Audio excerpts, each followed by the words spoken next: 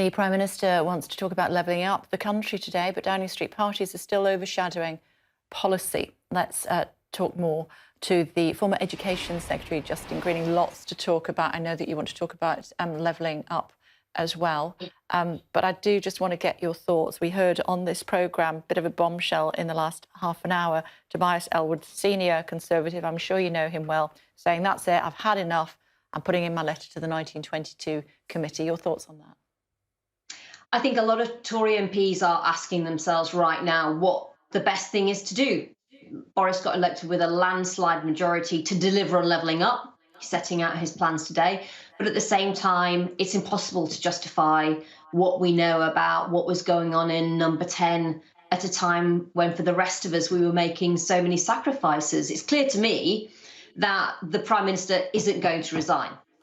So it is up to now Tory MPs to decide what they should do. And I think they're going to have to weigh up, aren't they?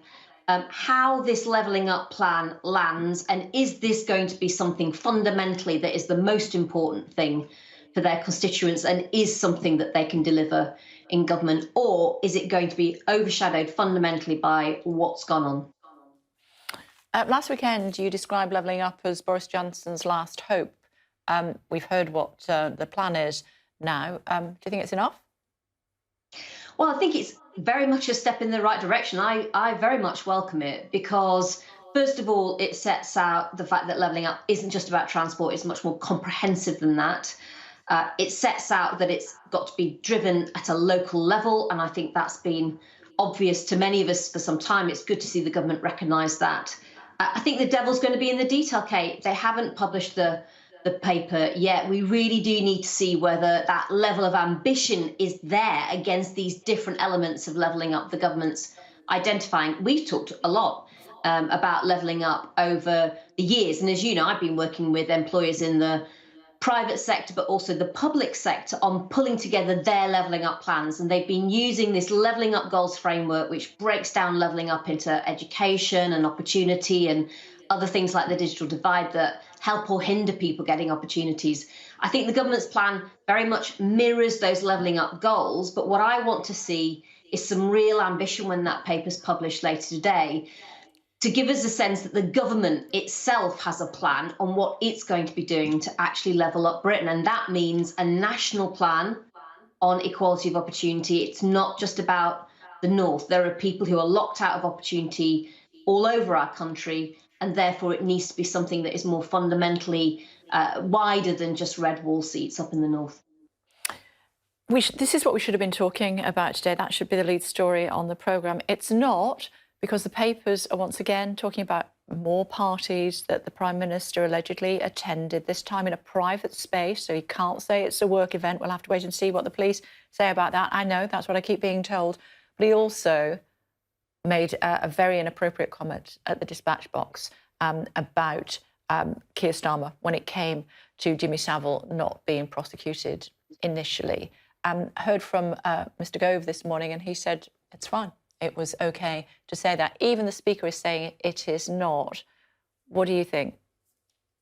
I don't think you can defend what Boris Johnson said at the dispatch box. And in many respects, I think Lindsay Hoyle really needs to look at the rules of the House of Commons, in the sense that you can't accuse somebody of misleading the House, even if it looks very strongly like they have. Yet actually you can say something that you wouldn't be able to say legally outside, make an accusation. And I think it's important now that when ministers, including the Prime Minister, are stood at the dispatch box, that there is a duty of care on them to actually make points that are truthful, fundamentally truthful, both in terms of what they're saying they've done, but also in what they're saying others have done. And our debating chamber, the House of Commons, can't function properly unless we can fundamentally rely on truthfulness.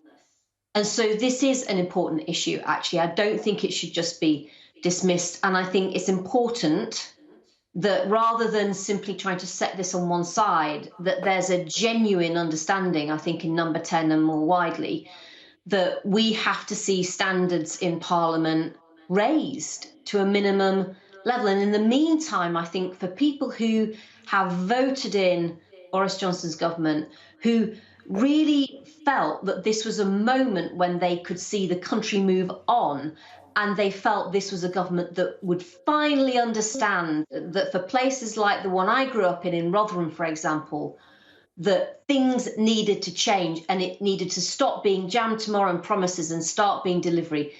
Fundamentally, that's what this government has to get on and do. And improving its performance and improving their standard is part of how it's going to be able to deliver. Because as you say, Kay, until that's done, then it is very hard to put forward a comprehensive plan and talk to the public about what's happening and why Okay. and when, and have that credibly We're- land with.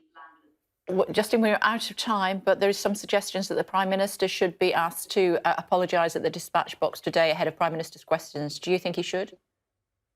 Well, if I was advising him, I would say that he needs to clear this up and he does need to apologise. I think it's clearly something that isn't substantiated in fact, and therefore he just simply needs to set the record straight. And that should be the case for any time a minister sets out a supposed fact that turns out to be incorrect. OK. Justine Greening, thank you very much indeed for joining us on the programme this morning. Thank you.